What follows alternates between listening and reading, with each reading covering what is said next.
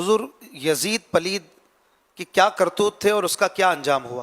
کہ کیا کرتوت نہیں تھے، بدنام ترین کرتوت کی تو یادیں آج کل منائی جا رہی ہیں کہ اہل بیت پر جو ظلم کے پہاڑ توڑے گئے اور پھر بھوکا پیاسا رکھ کر 3 دن تک آل رسول کو میدان کربلا میں شہید کیا گیا، اور امام علی مقام امام حسین رضی اللہ عنہ کے سجدے کی حالت میں آپ پر ظلم ہوا اور سر تن سے جدا کیا گیا۔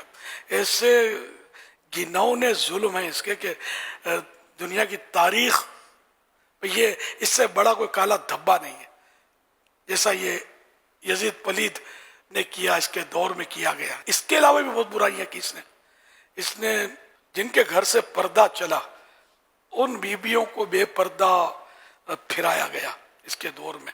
کہ کربلا کا ایک تو معرکہ ہوا، کسی کا بھائی شہید ہوا، کسی کا والد شہید ہوا، کسی کا چہیتا بیٹا شہید ہوا۔ یہ غم زدہ خواتین، سوگوار خواتین وہ کہ جن پر حوریں بھی رشک کریں، ان آل رسول کی خواتین کو ان ظالموں نے جس طرح مطلب گلی گلی پھرایا، یعنی کہ اب کون سا ظلم تھا جو ان لوگوں نے نہیں کیا۔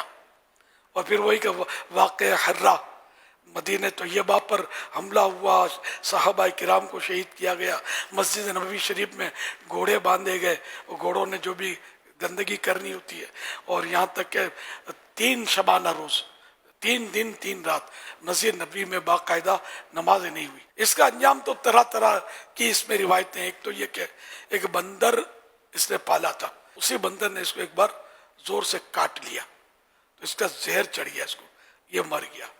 ایک یہ اس کے بارے میں کہا جاتا ہے کہ یہ شراب بہت پیتا تھا تو اس کا معدہ جو تھا تباہ ہو گیا۔ شراب سے معدہ ڈائجسٹو سسٹم جو ہے یہ ڈسٹرب ہو جاتا ہے، معدہ خراب ہو جاتا ہے۔ تو اس کا معدہ اس حد تک خراب ہوا کہ دست پھرتا مارا گیا، لوز موشن کرتا رہا وہ، اور اسی میں اس کا دم نکل گیا۔ اور ایک یہ بھی واقعہ اس کے بارے میں بیان کیا جاتا ہے کہ ایک رومیون نسل، ایک روم کی کسی عورت سے اس کو عشق ہو گیا۔ ایک بار اس رومی عورت نے اس کو کہا کہ تم اکیلے فلاں جگہ جنگل میں پہنچو، ہمس کے جنگل میں، وہاں پہنچو، اکیلے آنا، تو پھر اپنے رنگ رلیاں منائیں گے، خوب شرابیں پیئیں گے۔ تو یہ نفس کا مارا، شہوت کا مارا، یہ وہاں اکیلا پہنچا یزید۔ اب اس عورت نے پہلے تو اس سے جو بھی کچھ کیا ڈھونگ وغیرہ، اور اس کو شراب پلائی، خوب شراب پلائی، یہاں تک کہ شراب میں جب بد مست ہو کر اس نے بری نیت سے ہاتھ بڑھائے اس عورت کی طرف، وہ ہٹ گئی پیچھے۔ اس نے ایک خنجر آبدار رکھا تھا اپنے پاس چھپا کر، اور وہ خنجر اس نے نکالا اور کہا کہ جو اپنے نبی کے نواسے سے وفا نہیں کر سکتا وہ مجھ سے کیا وفا کرے گا، اس کی سزا یہی ہونی چاہیے، کر کے پے در پہ اس نے وار کیے، بھاگ گئی۔ اس کو وہیں تڑپتا چھوڑ کر وہیں یہ ایڑیاں رگڑ رگڑ کر مر گیا۔ اس کے اہالی موالی ڈھونڈتے ہوئے وہاں پہنچے، اب لاش ایسی گل سڑ گئی تھی، اور چیل کبوں نے بھی اس کو نوچا ناچی کی تھی، بہت بری حالت میں اس کی لاش ملی تھی، سڑی ہوئی۔